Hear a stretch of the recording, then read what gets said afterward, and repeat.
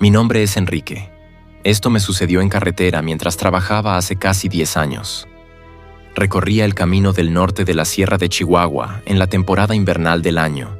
Cualquier persona que haya visitado esta parte de México sabe que el área siempre es fría, pero en época invernal, la temperatura suele descender a grados bajo cero. Si bien esto me sucedió hace ya casi una década, lo acontecido ahí y los detalles de todo lo vivido están presentes en mi cabeza, como si hubiera ocurrido hace apenas algunos días. Estoy seguro que una experiencia de este tipo jamás se olvida. Manejaba mi camión, remolcando un cargamento de comida enlatada y diversos productos para un supermercado. Llevaba ya algunas horas de recorrido y empezaba a sentirme cansado.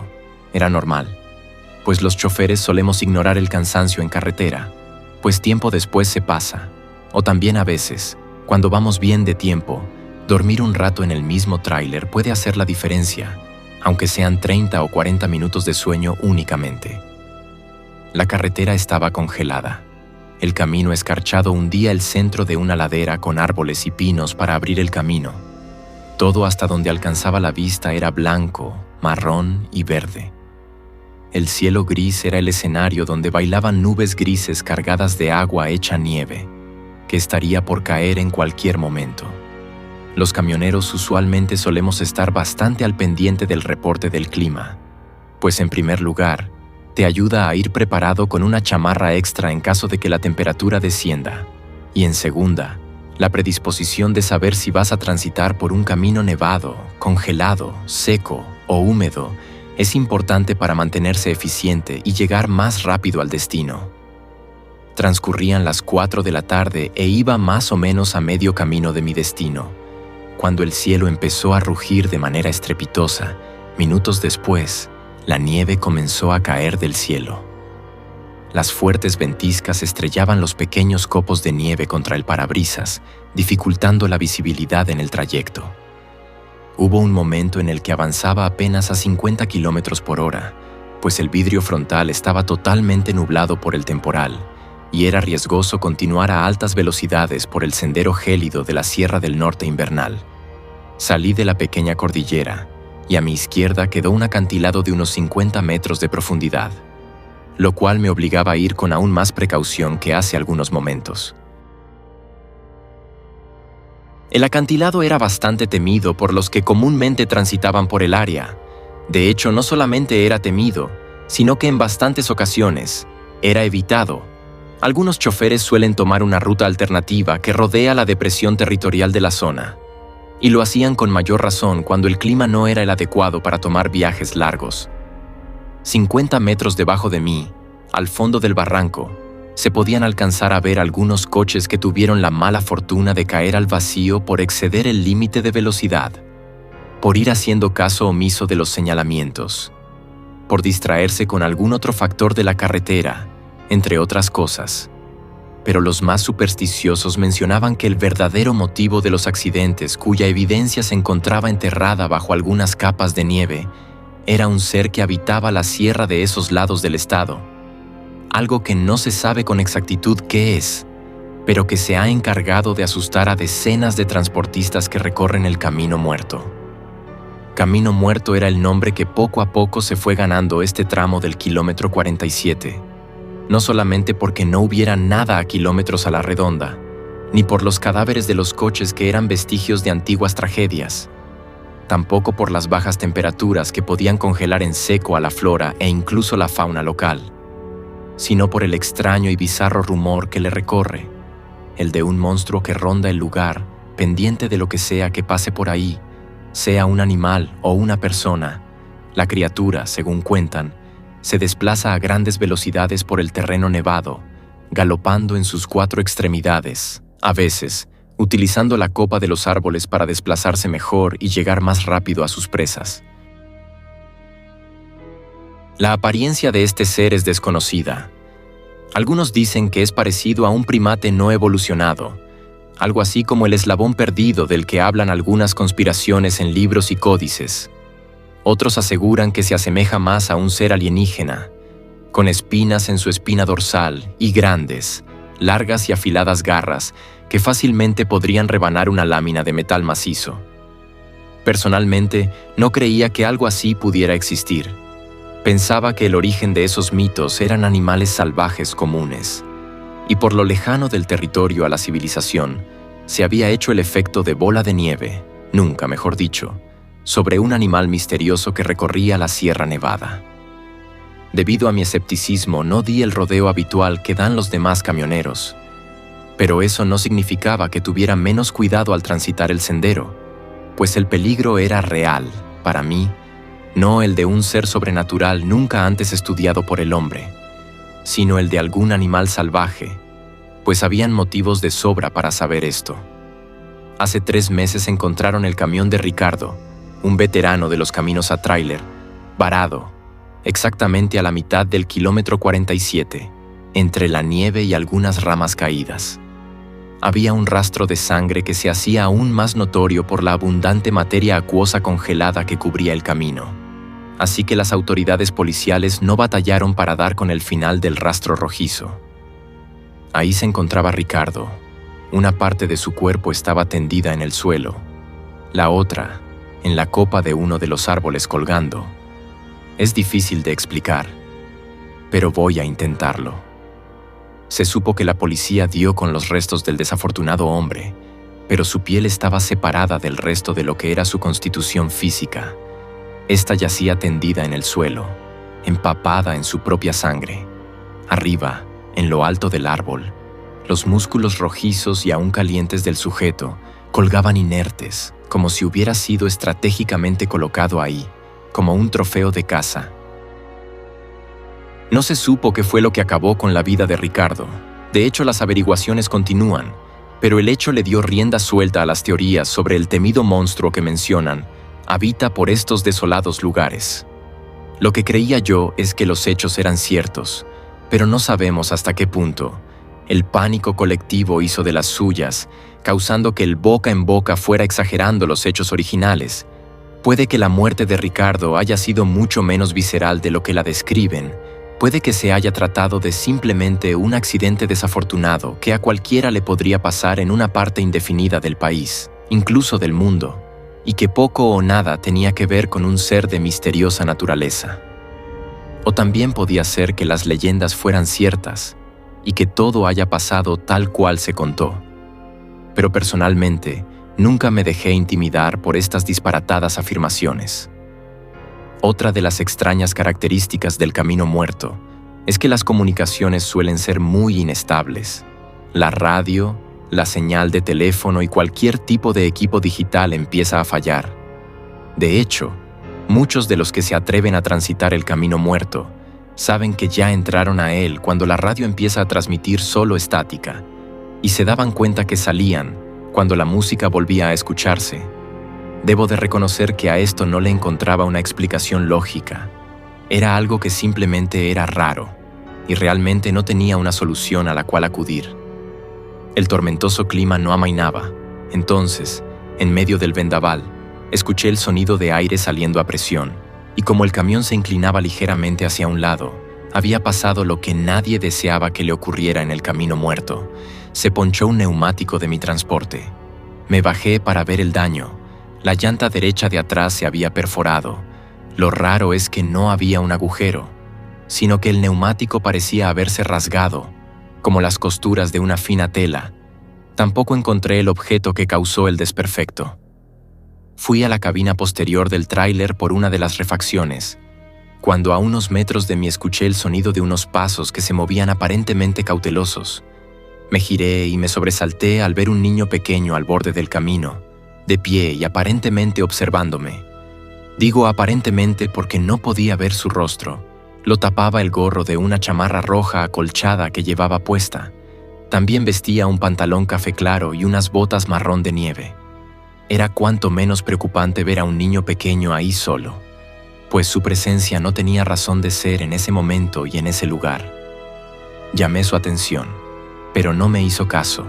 Bajé de la cabina posterior. Ya ni siquiera me acordaba de que hace segundos me puse a buscar la refacción del neumático ponchado, pero al intentar acercarme al pequeño, este salió corriendo. Me quedé ahí parado sin saber qué hacer. Era una situación totalmente improbable. No podía simplemente cambiar la llanta e irme. Tal vez el niño había sufrido un accidente.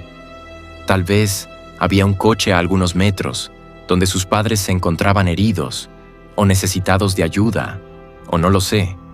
Habían demasiadas posibilidades ante la inesperada presencia de un infante en medio de la nada, de la Sierra Nevada y de los primeros vestigios de lo que parecía. Sería una tormenta de nieve de considerable proporción. Seguí al niño fuera del camino. Me adentré fuera de la carretera, de lo único en ese lugar que denotaba pistas de civilización, pues lo demás era totalmente silvestre e inexplorado. Le gritaba al niño, pues conservaba la esperanza de que se detuviera y poder hablar con él, pero era muy rápido, o quizás yo era muy lento, pero solo veía un punto rojo que se movía entre los árboles y la nieve, el cual cada vez se iba haciendo más y más pequeño, hasta llegar a perderlo de vista. Me detuve unos momentos, pues estaba hiperventilado. Mi aliento hacía un vapor frío al salir de mi cuerpo y chocar con la temperatura ambiente. Después de tomar aire pude seguir caminando, pero mi esperanza de encontrar al pequeño se hacía cada vez menores. Tampoco quería adentrarme demasiado en esa área del camino muerto, pues sabía que pronto podía desorientarme y perderme. Y ahí, sin señal en el teléfono y sin poder llegar a mi camión, estaría metido en un problema grande. Caminé un poco más y di un último grito con todo mi aliento llamando al niño. Era lo más que podía hacer en esa situación. Planeaba cambiar la llanta y, saliendo del camino muerto, llamar a la policía y notificar sobre mi avistamiento de un pequeño en medio de la sierra, a inicios de una tormenta de nieve. Me puse en camino de vuelta hacia mi tráiler cuando escuché un leve murmullo a mis espaldas, lo que me hizo darme la vuelta rápidamente. No vi nada alrededor, pero luego escuché el ajetreo de las hojas de los árboles y vi nieve cayendo de ellos. Alcé la mirada y no pude ver nada más que el movimiento de las hojas y ramas que constituyen la copa de la fría flora local. Empecé a alertarme, pues comenzaba a sentirme acechado.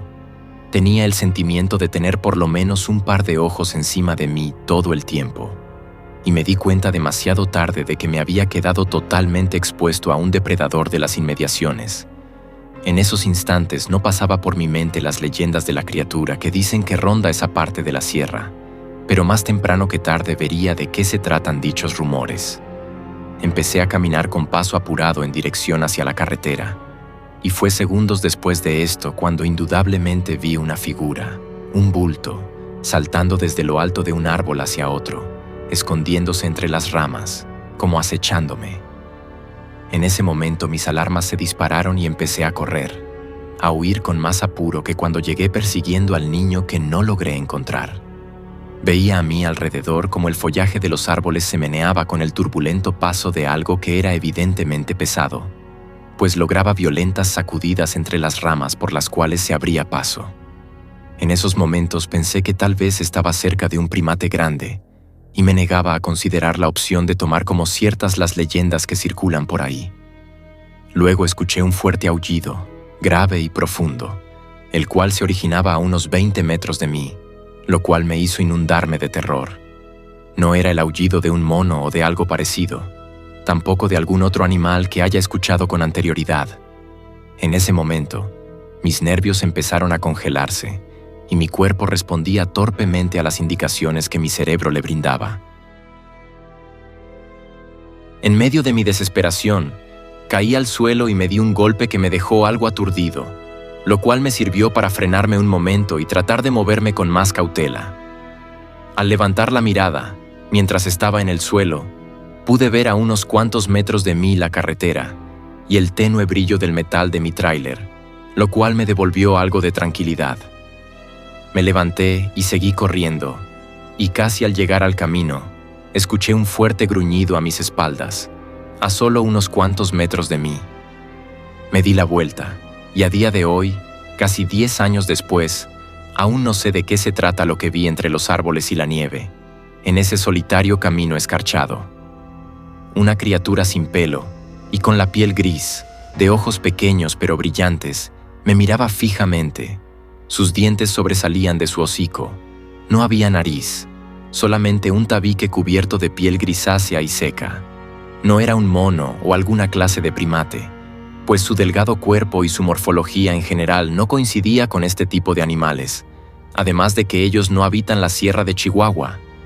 No tenía pelo, o más bien tenía un vello muy poco poblado y delgado, pero una de las características más extrañas era que su cabeza se asemejaba mucho a la de un humano.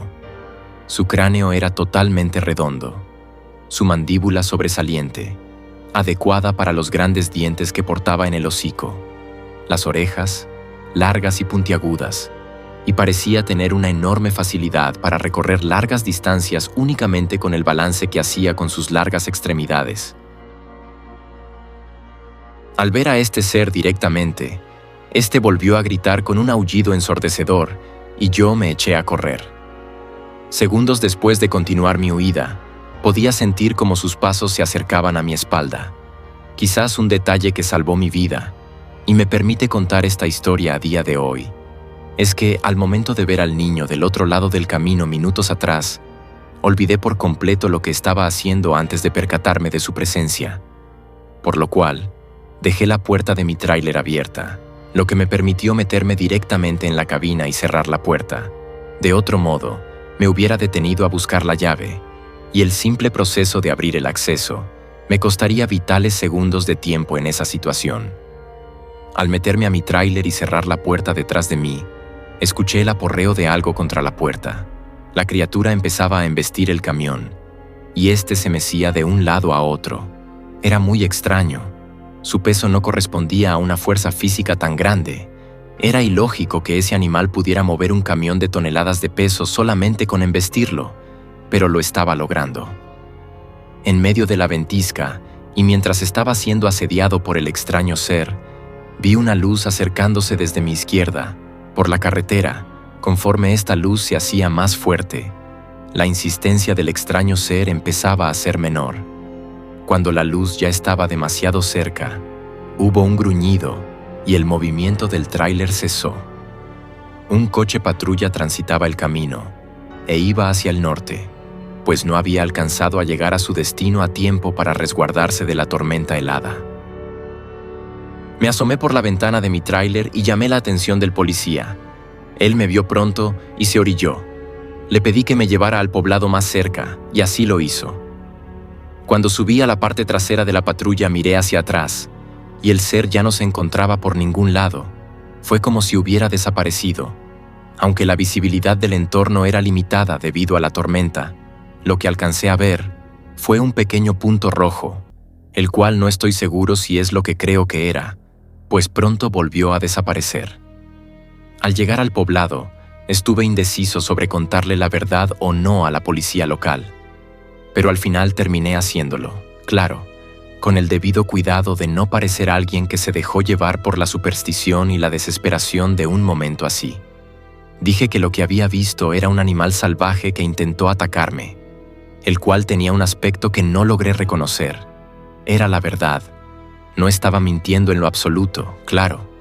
El aspecto del ser era algo que no se asemeja nada a cualquier animal o cosa que hubiera visto antes, pero no hondé en esos detalles, pues me parecía innecesario.